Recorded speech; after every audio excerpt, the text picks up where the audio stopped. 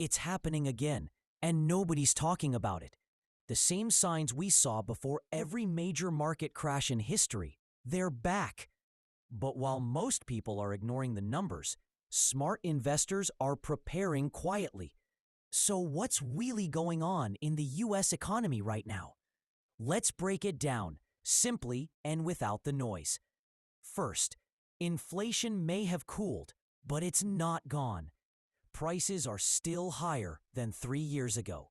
The average American household spends $700 more per month on essentials than in 2020. Second, the Federal Reserve's interest rates remain at their highest levels in 2 decades. And history tells us, high rates eventually break something. Third, corporate debt in the U.S. just hit a record $13 trillion. When money gets expensive to borrow, over-leveraged companies start to fall, slowly, then all at once. If you're investing in the US market right now, here's what you can do. Don't go all in. Invest gradually, dollar cost averaging.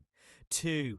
Keep 10 to 20% in cash or short-term bonds for flexibility.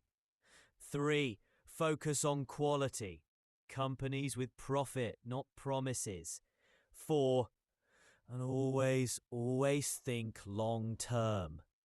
Market downturns are scary, but they're also opportunities, if you're ready. It's happening again. But this time, you don't have to be caught off guard. The next few months could define your next few years. Stay informed, stay calm, and stay invested wisely. I'm your name, and this is Wall Street Simplified. Subscribe, because financial freedom starts with financial awareness.